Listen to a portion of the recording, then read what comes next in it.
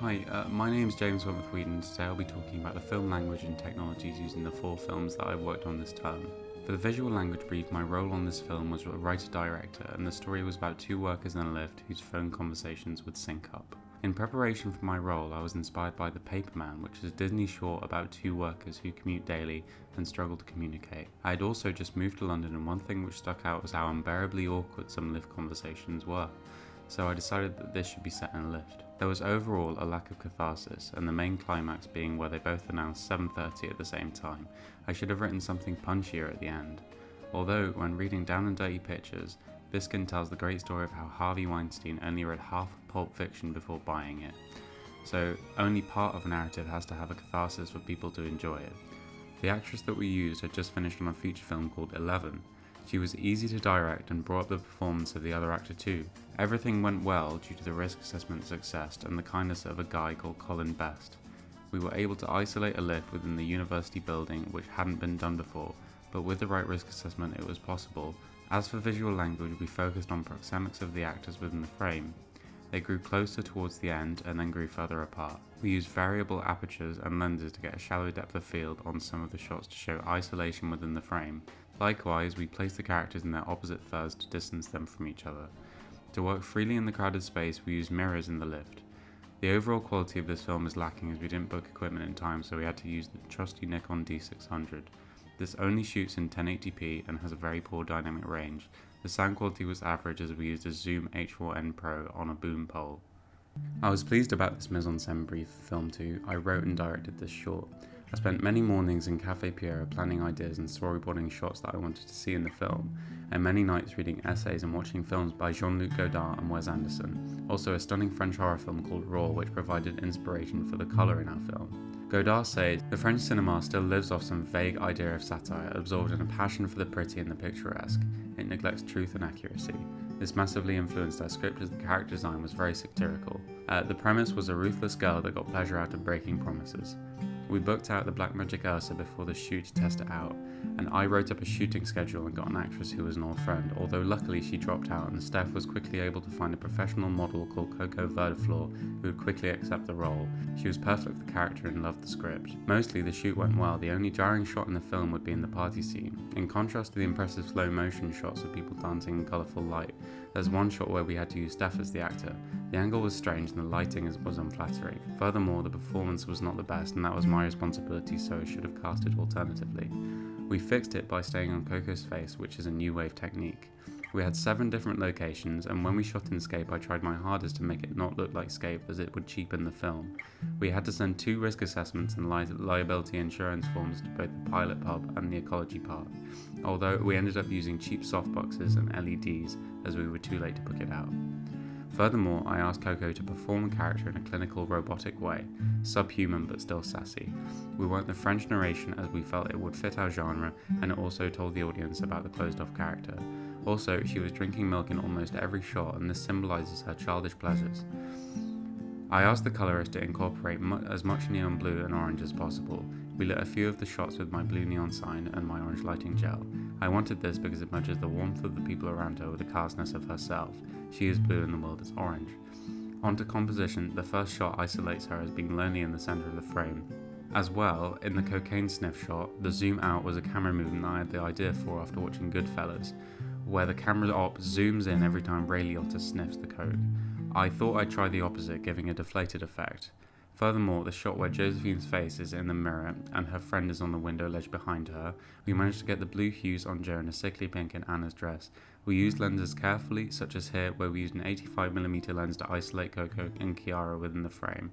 Also for this match cut where we used a 24mm Samyang T1.5 lens and memorized its position so the cut was possible when we came back to shoot it later on in the day. Our plot for this film was a girl coming home from a night out, creeping around her house and making her way upstairs. Our influences were the film Don't Breathe and the Mannequin Challenge style. However, this proved to be difficult in writing, and I was the writer. I went into great effort going into the details about how the directions that the actress should take on board. They were mostly ignored. This was my least favourite film because I wasn't directing, but I had written the script, so when the director didn't show much enthusiasm towards the film, it was painful to be on set, no matter how hard I tried to encourage productivity. The thing is, we secured a fantastic actress too. I think we wasted her performance ability, and that's a real shame. Perhaps I should have written something more kinetic for a sound-driven film, as this one turned out quite boring. Again, when using the Ursa on set, we made sure that the tripod was secure considering its 7 kilogram weight, and when we were shooting, any cables for the lights or sound equipment were tied or taped down to reduce any risks of tripping and damage to the equipment. This was possibly why the time management on the set was poor, but we had a responsibility to be professional around this professional actress. The audio overall was very clean as we booked out the Sennheiser MKE600 directional condenser microphone. In regards to film language, we used basic sound devices such as white noise, but we further explored a sound bridge from the titles to the opening shot. I went on the Jubilee line for a bit and recorded some Foley of the tube, and this gave the audience an insight into where the action had taken place before the first shot was shown. As well as the reoccurring club music with keyframes on a low-pass filter to create a drowning effect, the edit turned out okay in the end, although the narrative wasn't as attractive as the other films. My role on this film was writer-director, and we came up with a sweet, kitschy Christmas date scene whereby the audience would be sick by 45 seconds. Then the lead character removes a VR headset and we enter a bleak futuristic resolution, revealing that his date was just a simulation. In preparation for this role, I watched some Black Mirror and watched a masterclass online by screenwriter Aaron Sorkin, as well as reading the script for The Social Network. This helped me with the professional formatting of the script, as we were bringing in actors externally. I did learn that usually there's a lot of talking over it by each of the characters. The visual language deliberately jarring and tight, and no master shots showing both of the characters were used. All the shots are either on the Blackmagic with the Canon 85mm 1.8 lens or a Sigma 50mm 1.4 lens. We used wide apertures for a shallow depth of field, and the Christmas tree in the background was in an attractive bokeh. When the virtual reality is revealed, we switched to wider shots, and we even had to use a Canon 5D Mark IV to get this as wide as the Blackmagic had a crop sensor. If you look at this shot, which is at the start of the film, the actor is very tight within the frame. It shows that they are comfortable and warm. However, at the end of the film, we chose to shoot it from outside of the house with a 50mm lens, and we were roughly 20 feet from the set, but the framing isolates James within the windows and it makes him seem isolated and lonely. This creates a far punchier ending. The only criticism would be that I would love to see a greater shot variation in the first half of the film. In addition to this camera work, we were working in an environment where the controlled lighting was possible. We used our own softbox lights again, so I changed that next term. However, we were able to get a gorgeous eye light from each of the characters using a small aperture LED held directionally. This adds a twinkle to the eyes. We acquired the rights to use a professional cover of Frank Sinatra's Have Yourself a Merry Little Christmas. We had trouble finding royalty-free music that would fit, and the whole Christmas theme provided an excuse for the reds in the colour palette, which had a duality of both romance and danger. We used the MKE600 again, so the sound was very crisp with little background noise. To simulate the effect of the noise fading out, I took the music into Adobe Audition and applied an echo effect and added a keyframed low-pass filter to the ambience and a high-pass filter to the dialogue. For the visual effects aspect of this short, we had to motion track and rotoscope for the VR headset POV shot, transitioning actual footage to make it look like it's on the screen within other footage as smoothly as possible. This meant that we had to create a frame-by-frame mask around the VR headset opening and then add in POV image and rescale it on the keyframes. Whilst adding effects on it to alter the reflections in the image that would show on the screen in real life.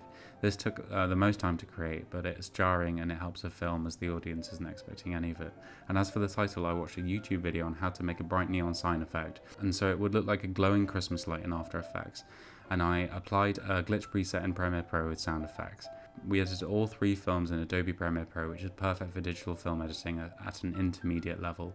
We logged all the footage in folders, then synced up the audio manually, then we cut the film together, then we would do an export and make a list of what needed to change. I like to avoid temp tracks, so we put the music in later on, and after that we added a color grade on any VFX components. We tended to shoot in ProRes 42 and 4K on the Ursa onto C-Fast cards, which gave us about an hour of shooting each day. These were very large files, and I think that the 4th film, Inverted, took around 200 gigabytes of storage on my computer. Sound was easy to manage as the files are smaller, so when recording onto the H4n Pro, all 3 shoots only once needed to go into Adobe Audition and perform noise reduction, as we shot outside in the wind and we only had a small dead kitten.